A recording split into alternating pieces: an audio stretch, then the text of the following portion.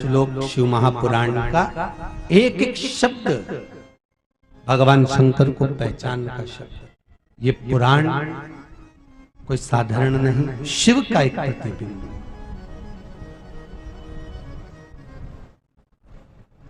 विद्येश्वर संहिता में, शिव महापुराण की विद्येश्वर संहिता में लिखा है कि जहां पर तुमरुका जी चंचुला देवी को कथा सुनाते हैं और बेलपत्र शिव जो समर्पित करते हैं, वो बेलपत्र शंकर स्वयं कहते हैं कि इस पोथी पर चढ़ी हुई बेलपत्र विराम दिवस के एक दिन पहले तक वो बेलपत्र औषधि का काम करती है और विराम के बाद वो कुबेर का खजाने का काम। इसीलिए 7 दिन की कथा में 6 दिन की जो बेलपत्र आपको यहाँ से प्रसाद में वितरण करी जाएगी, वो बेलपत्र चबा चबा कर रात होने से पहले जिसकी कमर, घुटना, पेट, सिर जो दुखता हो, तुम तो आज खाना और कल हमको लेटर लिख के देना कि बंद हुआ कि नहीं हुआ दर्द, बस कल तक का समय था, कल ही दो लिखता।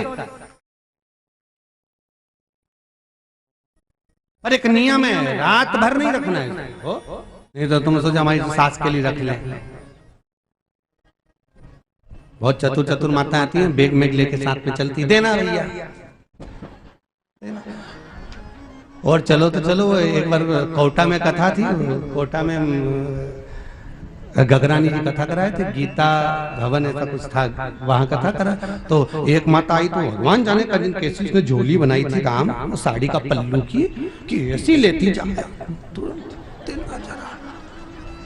भगवान शिव ओघड़दानी त्रिकालदर्शी कैलाशी शिव की कथा कर रही है। एक संबोधन, एक शब्द भी शंकर का हमारे हृदय चित्त को स्मरण कराने वाला। ये उसी तरह जैसे एक कोरा कागज जिस पर अखबार छपता है और कितनी बड़ी से बड़ी न्यूज अखबार में छप जाए, खूब बड़ी से बड़ी न्यूज छप जाए, बड़ी काम की न्यूज भी छप जाए, आखिरी में वो अखबार में न्यूज जो छपी है, वो अखबार का टुकड़ा आखिरी में कोई काम आता ही नहीं है, केवल पोया और समोसा के ही काम है। बोलो सही है कि गलत? कितनी भी जोरदार न्यूज छाप दो, पर वो पोहा समोसा ही बंद है।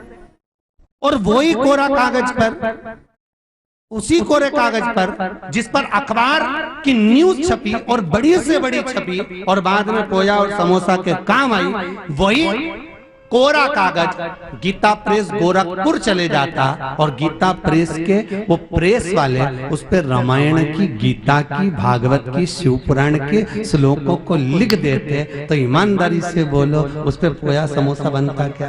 नहीं बनता। फिर वो कहाँ रखा था? पूजन की जगह में। बस उसी तरह जैसे एक कागज पर संसार की खबर लिखी गई तो पोया समोसा बना, और भगवान की खबर लिखी गई तो पूजन में रखी गई, उसी तरह ये संसारिक मनुष्य भी कोरे कागज की तरह है। जब किसी सदगुरु के छपाई की जगह पर जाता है और सदगुरु इस पर भगवान का नाम छाप देता है तो इसकी कीमत बढ़ जाती है, पूजनीय हो जाता है। और संसार के लोगों की छपाई की जगह पहुंच गया तो कीमत घट गई। पोया समोसा रखा, उसका कोई मोल तत्व नहीं। अभी 7 दिन आप लोग शिव पुराण सुनो नहीं तो बिल्कुल बढ़िया चकाचक दीजो। और जैसे आज सच धज के आई ने बढ़िया लाल चुनरी मुंदरी बनकर शिव पुराण लिखी है। शिव पुराण में आप आके सुनेंगे कि ये पुराण किसके लिए बच रही है, ये पुराण किसके लिए बांची गई। एक चंचुला देवी जो विधवा हो चुकी थी, वेधव्य, और विधवा चंचुला अपने पति को प्रेत योनि से छुड़ाने के लिए तुमरुका जी से शिव पुराण की कथा सुनती है। तो तुमरुका जी कहते हैं कि तू विधवा, तू वेधव्य, तू कथा में यजमान कैसे बन सकती है, कथा कैसे करवा सकती है, कैसे तू पूजन करेगी अकेली।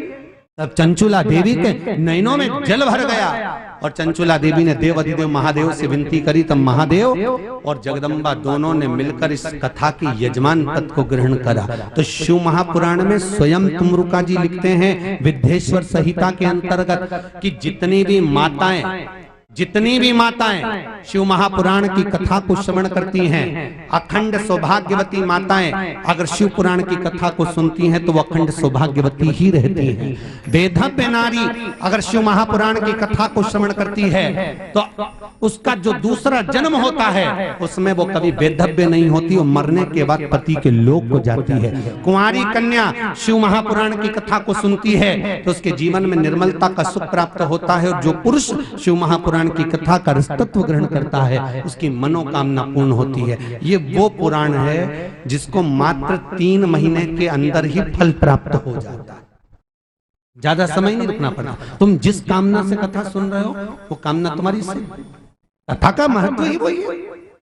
भगवान शंकर और सती दोनों कुंभज बाबा के यहाँ कथा सुनने के लिए गए, और शंकर भगवान और सती मैया जब कथा सुनने के लिए गए तो भोलेनाथ जी ने कहा कुंभज बाबा से, अगस्त ऋषि से, कि बाबा ये बताओ कि मेरे मन में क्या है और मैं क्यों कथा में आया, क्योंकि वक्ता जो होता है उसको श्रोता के मन की बात मालूम रहती है। मैं क्यों आया, किस लिए आया? कुंभज बाबा ने कह दिया, भोलेनाथ जी आपको राम का दर्शन करना है इसलिए आप कथा सुन रहे हो। बिल्कुल सही। अब मेरी सती के मन में क्या चल रहा है, इस सती की चित्तवृत्ति में क्या चल रहा है, सती क्या चाहती है कथा में बैठकर? कुंभज बाबा ने कहा मैं नहीं बोल सकता, मैं बोलूंगा वो अच्छा नहीं लगेगा। नहीं, आपको बताना तो पड़ेगा कि मेरी धर्मपत्नी सती के मन में क्या चल रहा है कथा सुनते समय, आप बताओ। नहीं बताओ। फिर जिद पर अड़ गए भोलेनाथ जी। कुंभज बाबा से कहा बताना तो पड़ेगा, तो शंकर भगवान को कहा आप सती मैया को थोड़ी देर बाहर भेज दो, मैं बता दूंगा। शंकर जी ने कहा सती मुझे प्यास लगी है, आप गंगा जल लेकर आओ। सती पानी लेने के लिए गई। कुंभज बाबा ने कह दिया भोलेनाथ सती मैया के मन में आ रहा है कि शादी करने के बाद, विवाह होने के बाद दुनिया के लोग ना जाने कहां कहां जाते हैं, और मेरा पति मुझे लेकर यहाँ कथा सुनाने लाया, इससे तो मैं भस्म हो जाती तो अच्छा था। कथा में बैठकर सती के मन में यह आया है कि मैं भस्म हो जाऊं तो अच्छा है। तो शंकर जी ने पूछा फिर होगा क्या? कुंभज बाबा ने कहा जो कथा सुनते समय मन में अभिलाषा आ जाती है भगवान उसको पूरा कर देता है। आपकी अभिलाषा है कि राम का दर्शन हो तो आप कथा सुनकर जाओगे तो राम का दर्शन होगा, और सती की अभिलाषा है कि मैं जलकर भस्म हो जाती तो अच्छा है, मतलब इसको तो भस्म होना पड़ेगा। तो आपसे भी निवेदन है कि कथा में बैठकर अच्छा ही सोच हो, घर का मत सोचना कि कहीं बहू पूरी दूध की चाय नहीं पी जाए तो वो सही में पी जाएगी, आफत तुम्हारी हो जाएगी। यहीं का यहीं सोचिए, अच्छा सोचो,